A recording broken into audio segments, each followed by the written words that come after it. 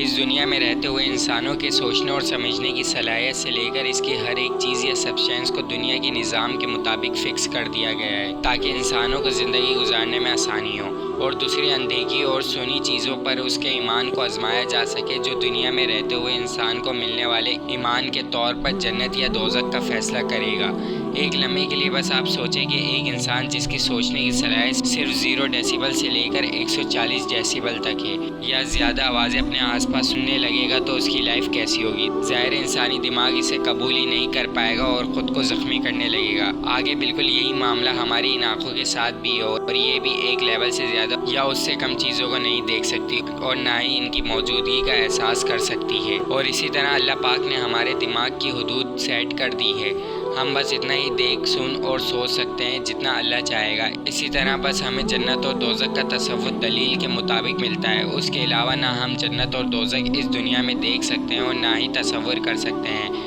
آپ نوٹ کریے گا، آپ کو خواب آتا ہے کہ آپ مر گئے اور آپ کو لوگ دفنا رہے ہیں تو آپ کی خوف سے فوراً آنکھ کھل جائے گی، کیونکہ آپ نے کبھی مرنے کے بعد قبر کا منظر دیکھا ہی نہیں، اور نہ ہی دماغ کو پتہ ہے کہ مرنے کے بعد قبر میں کیا ہوگا۔ یہی ہمارے دماغ کی حد ہے۔ اسی لیے اللہ تبارک و تعالیٰ جو کہ اس جسم اور پوری کائنات کا مالک ہے، تو اسے دیکھنے کے لیے ہمارا جسم اور انسانی آنکھوں کی حد کو چھوڑ کر ہمارے روحانی دنیا کے اندر جانا ضروری ہے، جو کہ موت کے بعد شروع ہونے والے آخرت کا نظام ہوگا، جس کے بارے میں تھوڑا بہت پہلے ہی سمجھا دیا گیا ہے۔ انسانی آنکھ اللہ تعالیٰ کے وجود کو نہیں دیکھ سکتی، اور دوسرا اللہ پاک قرآن مجید میں خود فرماتا ہے کہ اس کے مثل کی کوئی چیز پوری کائنات میں موجود نہیں۔ تو آپ ذرا سوچ کر دیکھیں، جس چیز کی مثال پوری دنیا میں کائنات کے اندر موجود ہی نہیں تو اسے دیکھنے کا تصور کیسے ممکن ہے؟ اور ہم یہ تصور بھی کیسے کر سکتے ہیں کہ اللہ تعالیٰ کی ذات کیسے دکھتی ہوگی؟ جیسے کہ اللہ تبارک و تعالیٰ سورہ الانعام آیت نمبر 103 کے اندر فرماتا ہے کہ دنیا میں کسی کی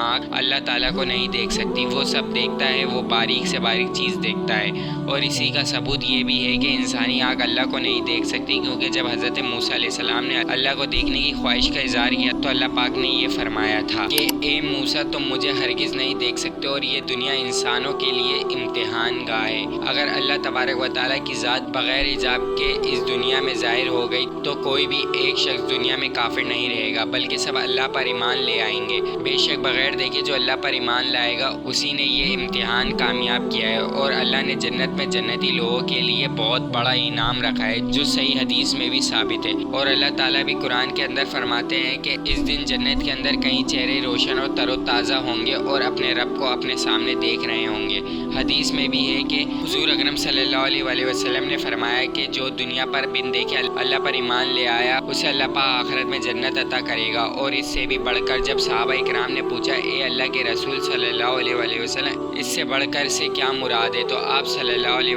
وسلم نے فرمایا کہ اللہ کا دیدار، جو جنت کی تمام نعمتوں کہیں گنا زیادہ محبوب ہوگا۔ جب جنتی لوگ جنت میں اور جہنمی لوگ جہنم میں جا چکے ہوں گے تو سارے لوگوں کا حساب کتاب ختم ہو چکا ہوگا، تو اللہ پاک جنتی لوگوں سے سوال کرے گا کہ دنیا میں رہتے ہوئے تم لوگوں نے مجھے راضی کیا ہے، آج میں تم سے یہ سوال کرتا ہوں کہ کیا تم مجھ سے راضی ہو یا اس سے بڑھ کر تمہیں اور بھی چاہیے؟ سب جنتی لوگ کہیں گے کہ اے اللہ، آپ نے ہمیں جہنم کے عذاب سے بچا کر ہمیں جنت میں بھیج دیا، اس سے بڑھ کر بھلا ہمیں کیا چاہیے؟ پھر اللہ پاک اپنے نور کے پردے ہٹا کر جنتی لوگوں کے سامنے ہوں گے، اور لوگ 14ویں کے چاند کی طرح ہر جگہ سے اللہ کا دیدار کر رہے ہوں گے، اور اس طرح سے مگن ہو جائیں گے کہ ہزاروں سال یہیں کھڑے کھڑے گزر جائیں گے،